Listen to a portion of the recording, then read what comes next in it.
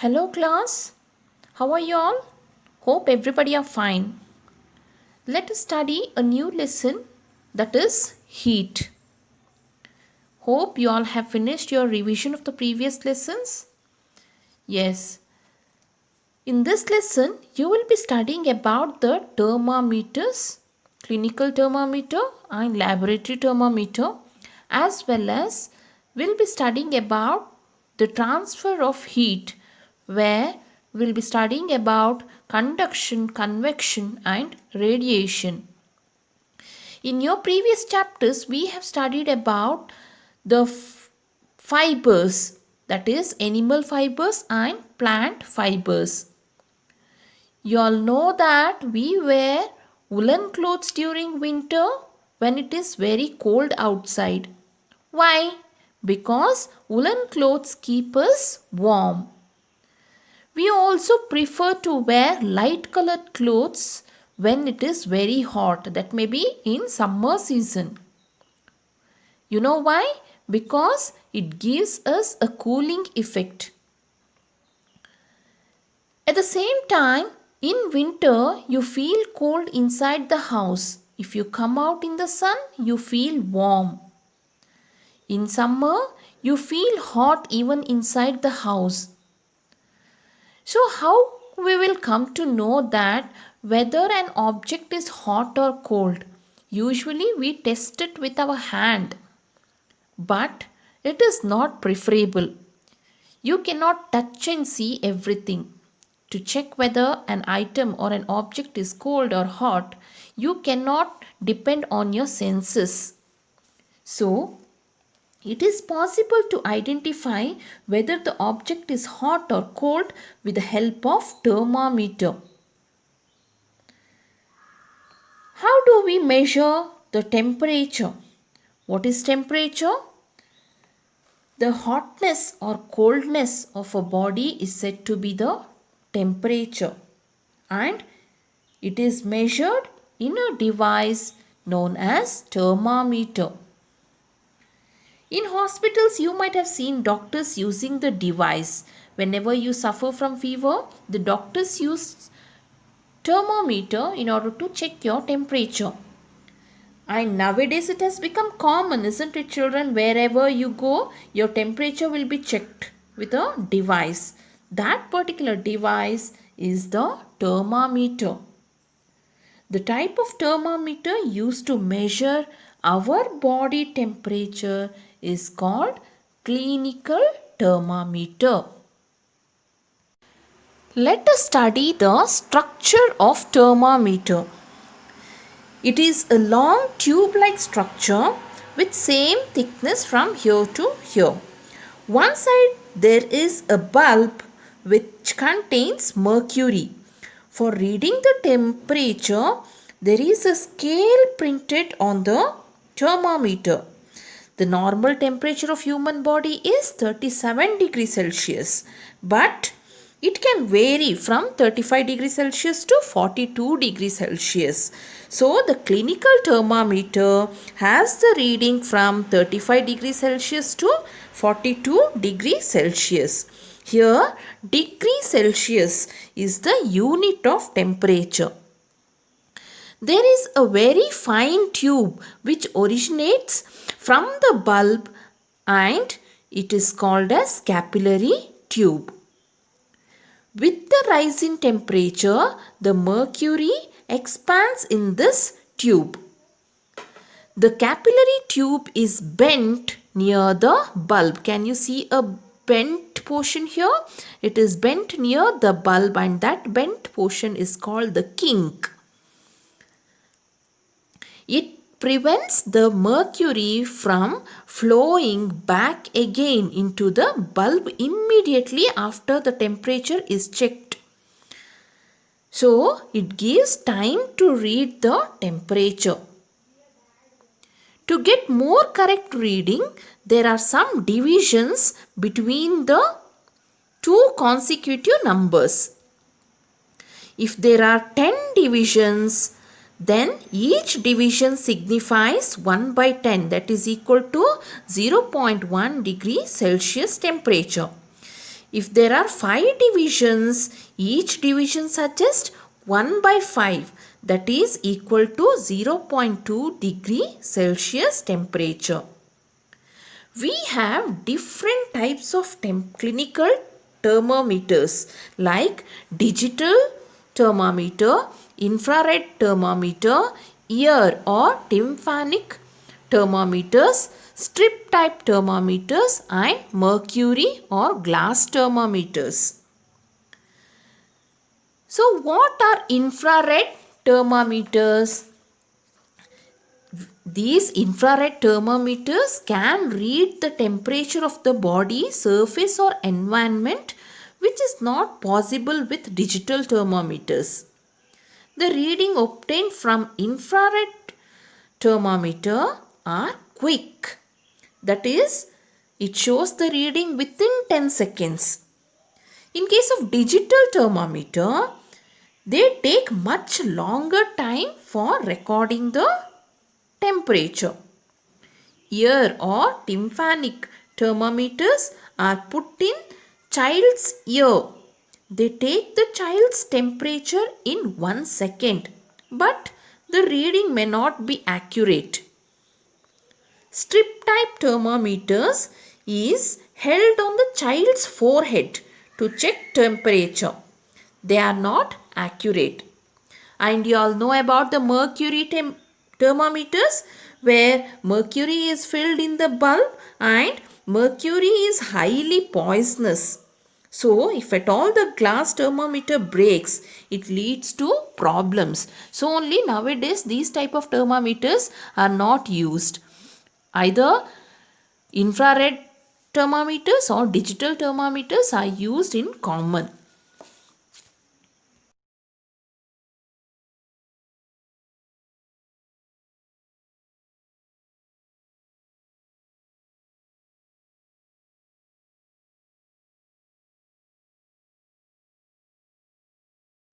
Let us study how to take the reading of thermometer. So, first of all, you have to wash the thermometer with an antiseptic solution. Then, hold it firmly and give it a few jerks. You have to shake it with your hand so that if at all the mercury level is above 35 degrees Celsius, it will come back to its original position. The jerks will bring the mercury level down.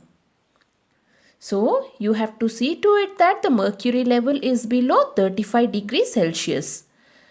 After that, place the bulb of the thermometer under your tongue.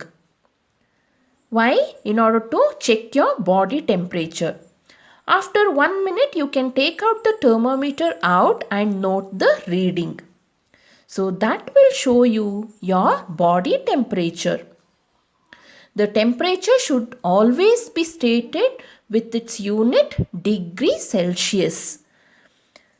So the reading will give you your body temperature, and the normal temperature of human body is 37 degrees Celsius. So what are the precautions you have to observe while using a clinical thermometer? How you can keep the thermometer carefully? So first of all, as I said before, thermometer should be washed before and after use with an antiseptic solution. Then before use, you have to check the mercury level that it is below 35 degrees Celsius. Next is, you have to read the thermometer keeping the level of mercury along the line of sight. See, can you see in the figure? See, she is keeping the thermometer in front of her eyes, and then she is taking out the reading. Whenever you take the thermometer, you have to handle it with care. If at all it hits some hard object, then you all know that the clinical thermometer is made up of glass. It will break. So all this steps has to be taken care. At the same time, you have to use the clinical thermometer in order to check the body temperature only. You cannot check the temperature of other objects. One more thing is that you have to keep thermometer carefully. You must not keep it in sunlight or under the flame. What may happen? It will break. Now we know that in order to measure the temperature of human body, we use a clinical thermometer. Then how to measure the temperature of other objects? We cannot use a clinical thermometer. So in order to measure the temperature of other objects, we use a laboratory thermometer. The range of laboratory thermometer is generally from minus 10 degrees Celsius to 110 degrees Celsius. We have studied the precautions to be taken while reading a clinical thermometer. In addition to those precautions, while reading the laboratory thermometer, we have to add some more precautions. What are those? Always, the laboratory thermometer should be kept upright. The bulb should be surrounded from all the sides by the substance of which the temperature has to be measured. And the bulb must not touch the surface of the container. And when the laboratory thermometer is inside the substance, then only you have to take out the reading. You must not take it out from the substance, and then if you take out the reading will be wrong. When the thermometer is immersed or when it is put in the substance, then only you have to take out the reading.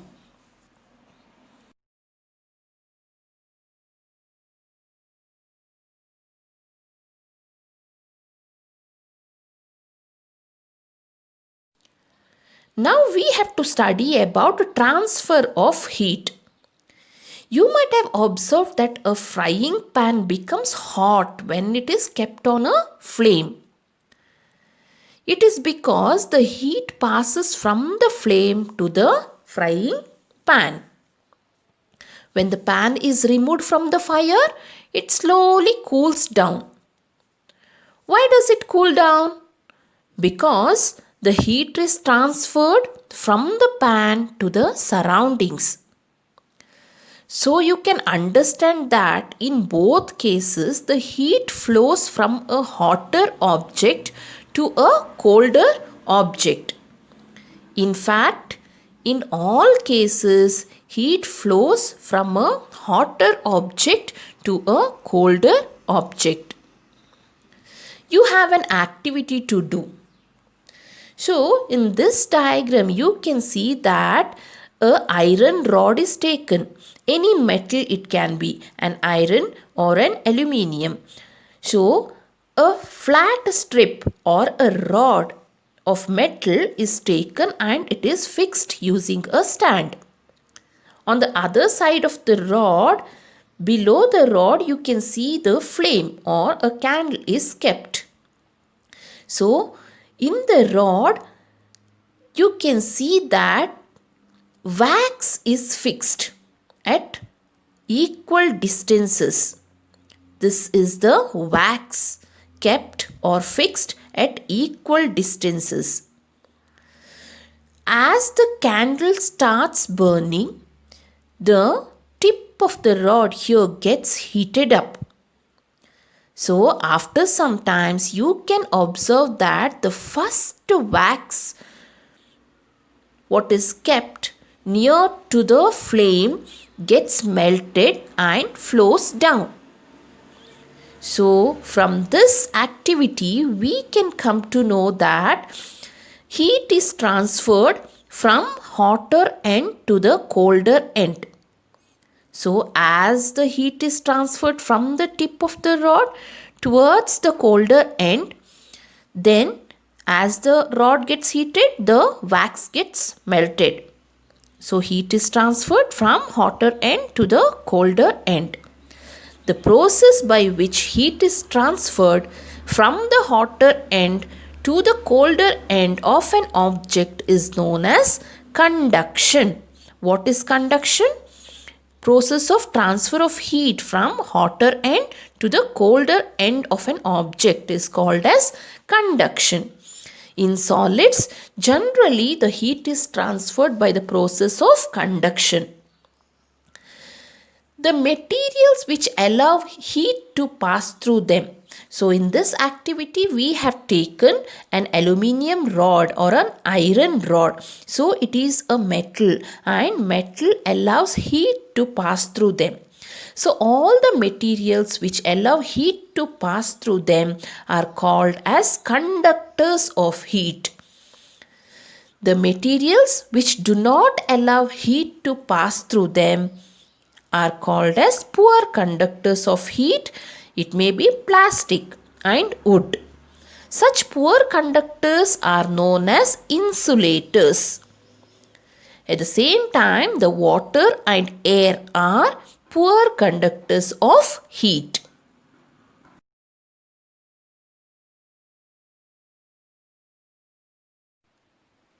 You all have seen boiling of water. So, in case of boiling, as the water is kept for boiling, the water just above the flame gets heated up. So, the hot water rises up. The cold water from the sides take the place of that hot water and lie just above the flame.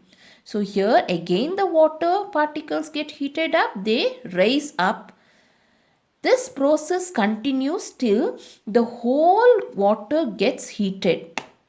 This mode of heat transfer is called as convection. Hot water particles rises up, water from the sides, that is cold water, moves down and takes the place of that hot water particles, and heat gets heated up again. So as the heated water particles goes up, the cold water particles takes the place. This process is known as convection.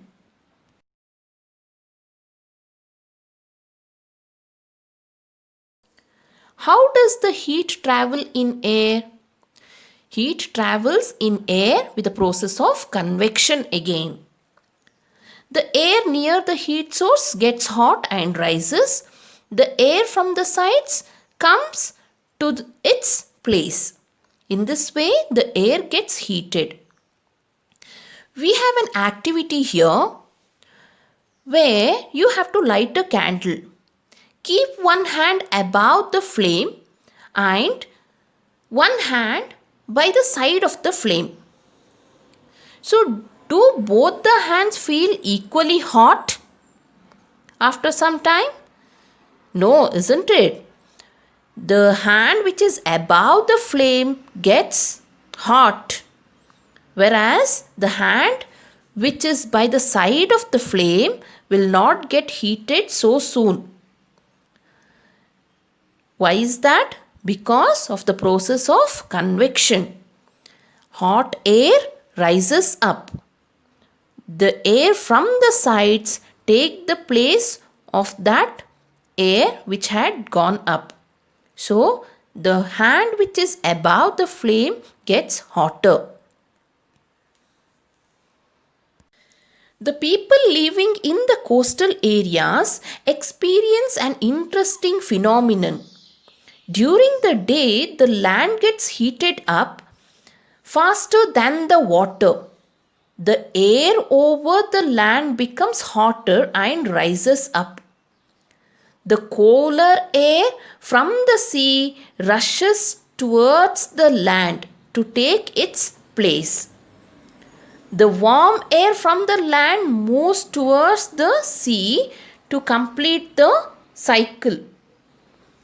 So, the air from the sea is called as the sea breeze. So we can observe that the windows of the houses in coastal areas are made to face towards the sea. At night, it is exactly the reverse. The water cools down more slowly than the land. So the cool air from the land moves towards the sea. This is called as land breeze. When we come out in the sun, we feel warm. So how does the heat from the sun reach us? It cannot reach us by the process of conduction or convection because there is no medium such as air in most part of the space between the earth and the sun. From the sun, the heat comes to us by another process known as radiation. What is radiation? The transfer of heat without any medium is called as radiation. When we sit in front of a room heater, we get heat by this process. As I explained earlier, a hot utensil kept away from the flame cools down because it transfers heat to surroundings. Again with the same process called radiation. Our body also gives heat to the surroundings and receives heat by radiation. All the hot bodies radiate heat. When this heat falls on some object, a part of it is reflected, a part is absorbed, and a part may be transmitted. Sometimes the body temperature increases. That is because of the absorbed heat from the surroundings.